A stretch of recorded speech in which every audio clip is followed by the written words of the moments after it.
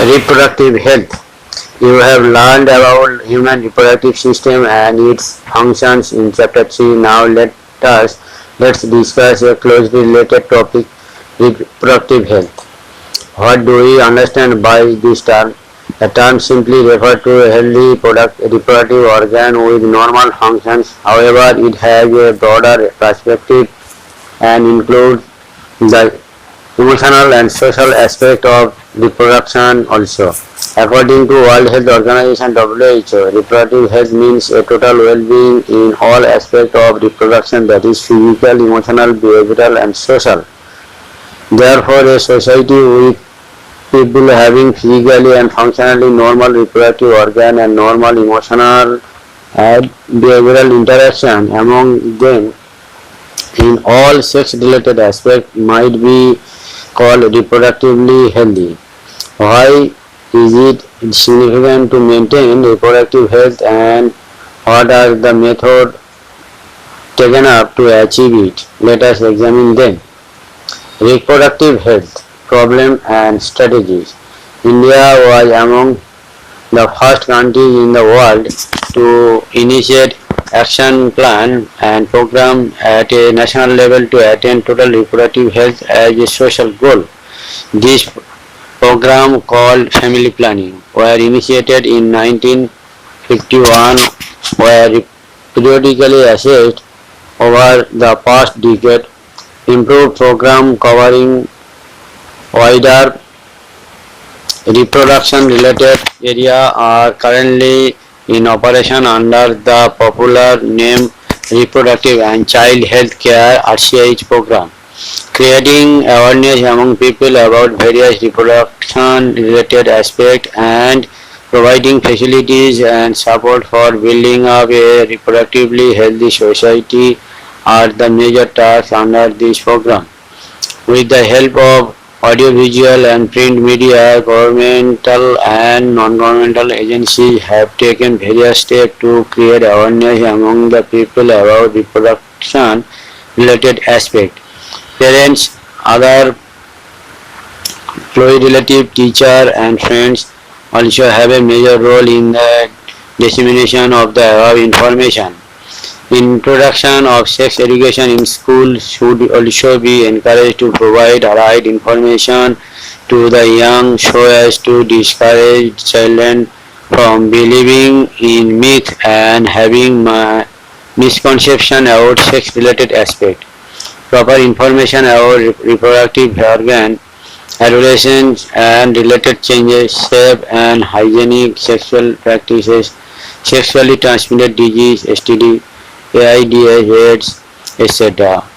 would help people, especially those in the adolescent age group, to lead a reproductively healthy life. Educating people, especially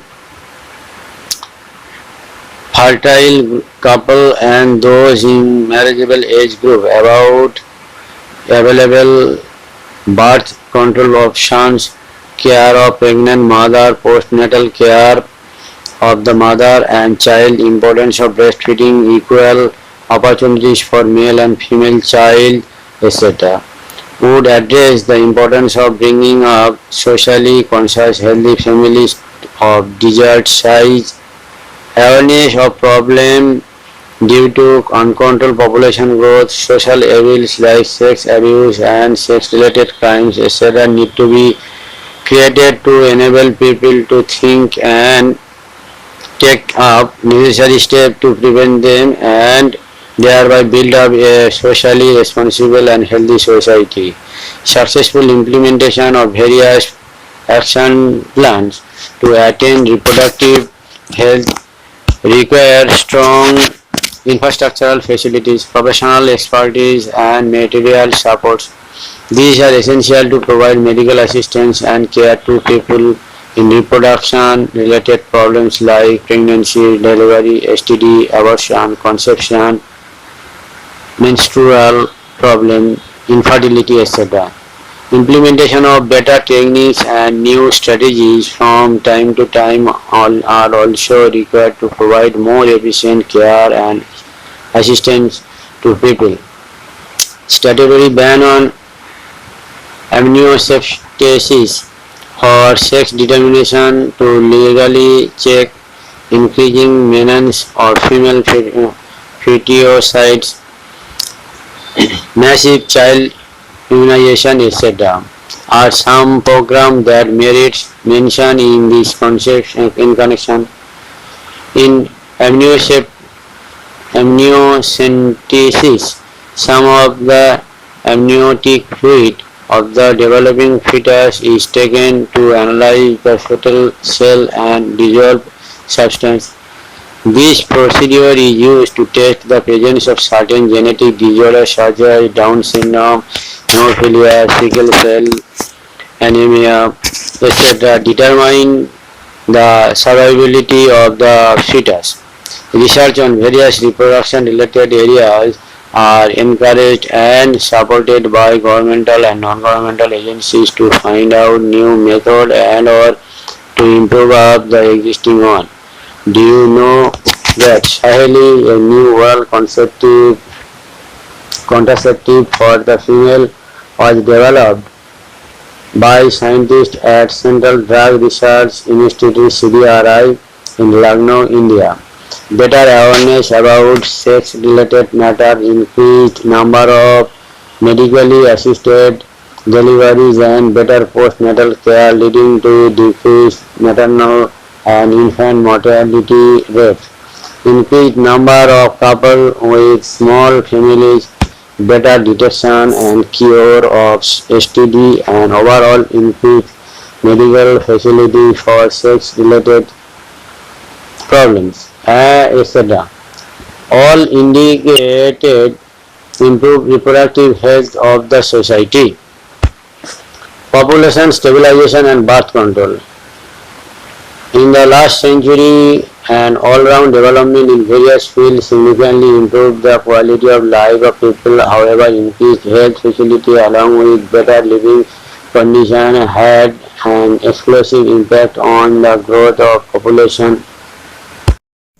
The world population, which was around 2 billion in 1900, rocketed to about 6 billion by 2000 and 7.2 billion in 2011. A similar trend was observed in India too. Our population, which was approximately 350 million at the time of our independence, reached close to the billion mark by 2000 and crossed 1.2 billion in May 2011. A rapid decline in death rate, maternal mortality rate (MMR) and infant mortality rate (IMR), as well as an increase in number of people in reproducible age are probable reasons for this. Though our reproductive child health program, though we could bring down the population growth rate, it was only marginal. According to the 2011 census report, the population growth rate was less than 2%, that is 20 per thousand per year, a rate at which our population could increase rapidly. Such an alarming growth rate could lead to an absolute scarcity of even the basic requirement, that is food, shelter and clothing, in spite of significant progress made in those areas. Therefore, the government was forced to take up serious measures to check this population growth rate. The most important step to overcome this problem is to motivate smaller families by using various contraceptive methods. You might have seen advertisements in media as well as posters or bills, etc., showing a happy couple with 2 children with the slogan "Hum do hamara do, we to our two." Many couples, mostly the young urban working one, have even adopted an one-child norm. Statutory raising of marriageable age of female to 18 years and that of male to 21 years. An incentive given to couples with small families are two of Two of the other measures taken to tackle this problem. Let us describe some commonly used contraceptive method which helps prevent unwanted pregnancies. An ideal contraceptive would be user-friendly, easily available, effective and reversible with no or least side effect. It also should in no way interfere with the sexual drive, desire and or the sexual act of the user. A wider range of contraceptive methods are presently available which could be broadly grouped into the following category, namely natural, traditional, barrier, IUD or oral contraceptive, injectable implants and surgical method. Natural method work on the principle of avoiding chance of ovum and sperm meeting. Periodic abstinence is one of such methods in which the couple avoid to or abstain from coitus from day 10 to 70 of the menstrual cycle when ovulation could be expected. As chances of fertilization are very high during this period, it is called the fertile period. Therefore, the abstaining from coitus during this period conception could be prevented. Withdrawal or coitus interruptus is another method in which the male partner's withdrawal is finished from the vagina just before ejaculation so as to avoid insemination. Lactational amenorrhea, absence of menstrual method is based on the fact that ovulation and therefore the cycle do not occur during the period of intense lactation following parturition. Therefore, as long as mother breastfeeds the child fully, chances of conception are almost nil. However, this method has been devoted to be effectively only up to a maximum period of 6 months following parturition. As no medicine or device are used in this method, side effects are almost nil. Chance of failure, though, of this method are also high. In barrier method, ovum and sperm are prevented from physical meeting with the help of barriers. Such a method are available for both male and female condoms or both male and female. Condoms are a barrier made of thin rubber or latex sheath that are used to cover the penis in the male or vagina and cervix in the female just before coitus so that the ejaculated semen would not enter into the female reproductive tract. This can prevent conception. Nirod is a popular brand of condom for the male. Use of condoms has increased in recent years due to its additional benefit of protecting the use of contracting STI and AIDS. Both the male and female condom are disposable, can be self-inserted and thereby gives privacy to the user. Diaphragm, cervical caps and vaults are also barriers made of rubber that are inserted into the female reproductive tract to cover the cervix during coitus. They prevent conception by blocking the entry of sperm through the cervix. They are reusable. Spermicidal cream, jellies and foams are usually used along with the barrier to increase their contraceptive efficiency. Another effective and popular method is the use of intrauterine device IUD. These devices are inserted by doctors and expert nurses in the uterus through vagina. These intrauterine devices are presently available as the non-medicated IUD, fatty leaves loop, copper releasing IUDs, CUT, CU7, multi-load 375, and the hormone releasing IUDs, progesterone, LNG20. IUD increases phagocytosis of sperm within the uterus, and the Cu ions release suppress sperm motility and the fertilizing capacity of the sperm. The hormone releasing IUD in addition make the uterus unsuitable for implantation and the cervix hostile to the sperm.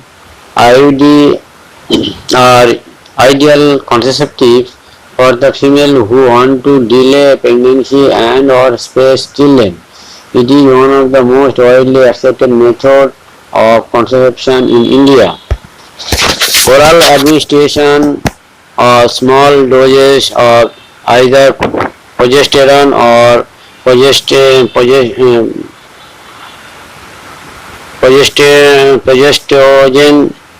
estrogen combination is another contraceptive method used by the female. They are used in the form of tablets and hence are popularly called the pills. Pills have to be taken daily for a period of 21 days, starting primarily within the first 5 days of the menstrual cycle. After a gap of 7 days during which menstrual occurs, it has to be repeated in the same pattern till the female desires to prevent conception. They inhibit ovulation and implantation as well as alter the quality of cervical mucus to prevent or retard entry of sperm. Pills are very effective with lesser side effects and are well accepted by females. Sadly, the new oral contraceptives for female contains a non-steroidal preparation. It is a week pill with a very few side effects and high contraceptive value. Progestogen along or in combination with estrogen can also be used by females as injection or implant under the skin. Their mode of action is similar to that of pill and their effective periods are much longer. Administration of progestogen or progestogen estrogen combination or IUD within 72 hours of coitus have been found to be very effective as emergency contraceptives as they could be used to avoid possible pregnancy due to rape or casual unprotected intercourse. Surgical method, also called sterilization, are generally advised for the male or female partner as a terminal method to prevent any more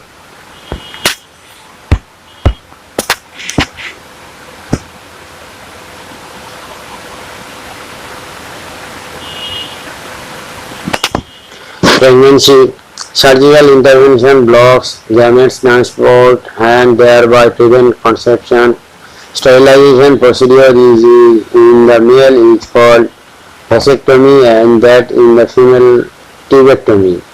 In vasectomy, a small part of the vas deferens is removed or tied up through the small incision on the scrotum, whereas in tubectomy, a small part of the fallopian tube is removed or tied up through a small incision in the abdomen or through vagina. These techniques are highly effective but their reversibility is very poor. It needs to be emphasized that the selection of suitable contraceptive method and its use should always be undertaken in consultation with qualified medical professional.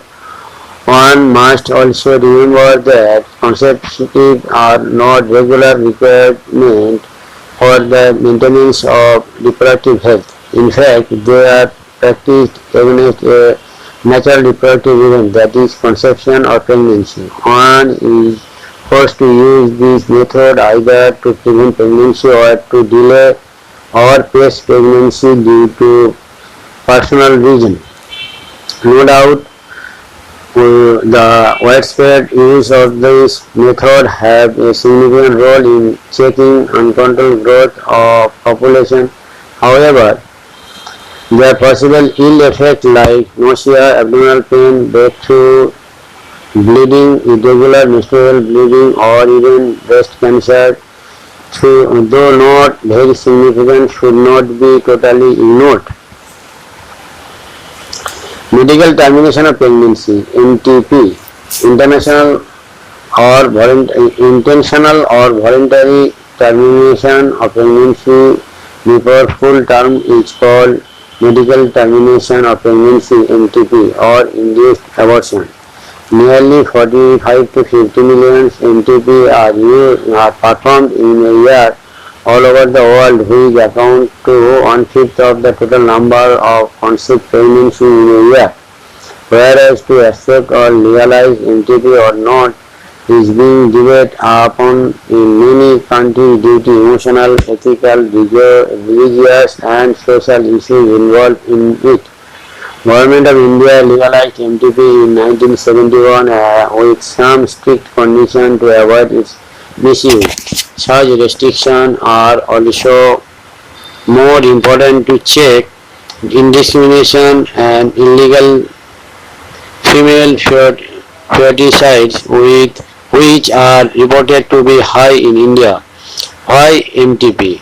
Obviously, the answer is to get rid of unwanted pregnancy either due to casual unprotected intercourse or failure of the contraceptive use during coitus or rates. MTBs are also essential in certain cases where continuation of pregnancy could be harmful or even fatal either to the mother or to the fetus or both. MTP are considered relatively safe during the first trimester, that is up to 12 weeks of pregnancy. Second trimester abortion are much riskier. One disturbing trend observed is that a majority of the NTP are performed illegally by unqualified coags, which are not only unsafe but could be fatal too. Another dangerous trend is the misuse of amniocentesis to determine the sex of the unborn child. Frequently, if the fetus is found to be female, it is followed by MTP. This is totally against what is legal.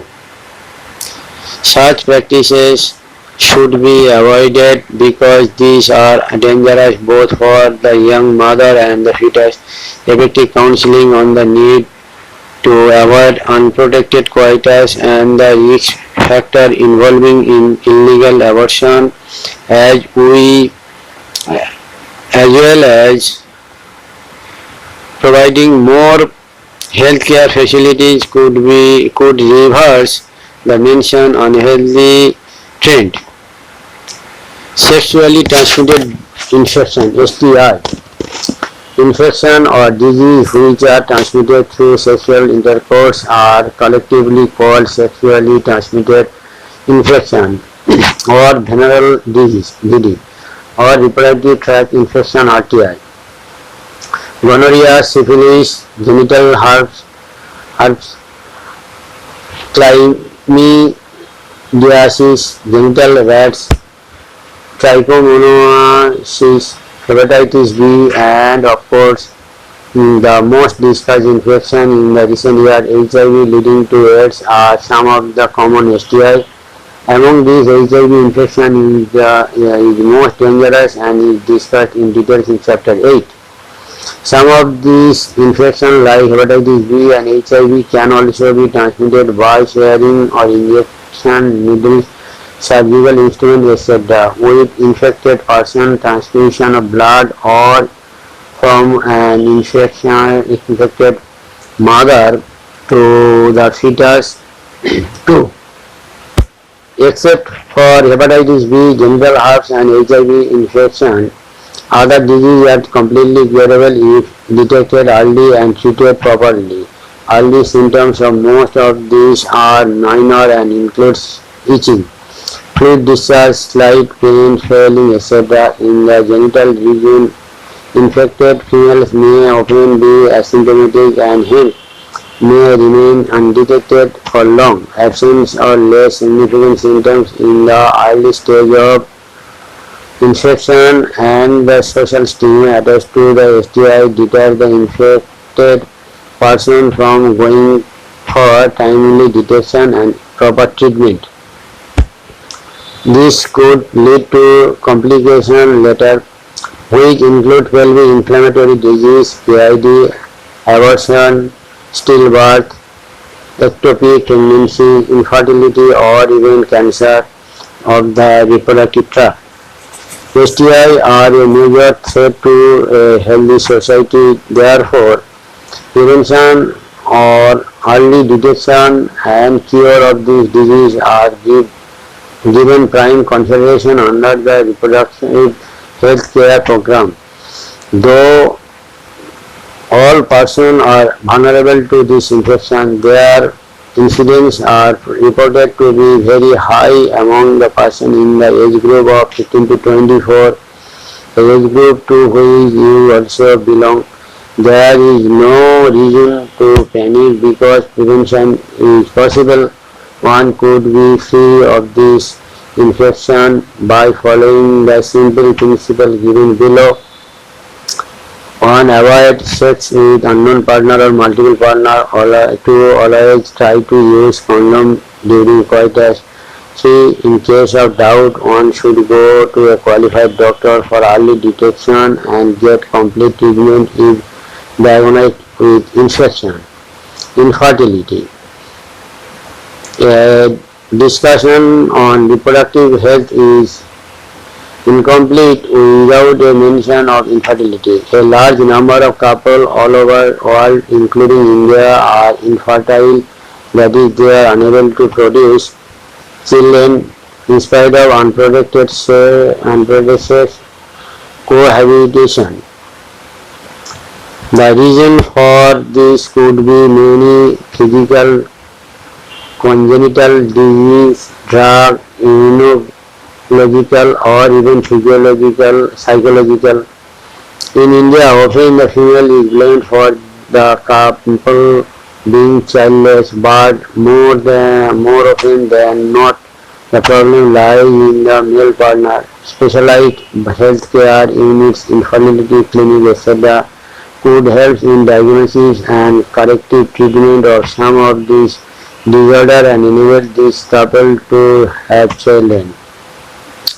However, where such corrections are not possible, the couple could be assisted to have children through certain special techniques commonly known as assisted reproductive technologies (ART). In vitro fertility, fertilization, IVF fertilization outside the body in almost similar condition as that in the body, followed by embryo transfer, is one of such methods. In this method, popularly known as test tube baby program, ova from the wife or donor female and sperm from the husband or donor male are collected and are induced to form zygote under stimulated conditions in the laboratory. Zygote or early embryos with up to 8 blastomeres would then be transferred into the fallopian tube. GIFT, zygote intra-fallopian transfer, and embryo with more than 8 blastomeres into the uterus, IUT, intrauterine transfer, to complete its further development. Embryo is formed in vitro fertilization, fusion of gametes within the female also could be used for such transfer to assist those females who cannot conceive. Transfer of an ovum collected from a donor into the fallopian tube, GIFT gamete intrafallopian transfer of another female who cannot produce one but can provide suitable environment for fertilization and further development is another method attempted. Intracytoplasmic sperm injection is another specialized procedure to form an embryo in the laboratory in which the sperm is directly injected into the ovum. Infertility cases either due to inability of the male partner to inseminate the female or due to very low sperm count in the ejaculates could be corrected by artificial insemination AI techniques. In this technique, the semen collected either from husband or a healthy donor is artificially introduced either into vagina or into the uterus, IUI, intrauterine insemination of the female. Though options are many, all these techniques require extremely high precision handling by specialized professionals and expensive instrumentation. Therefore, these facilities are presently available only in very few centers in the country.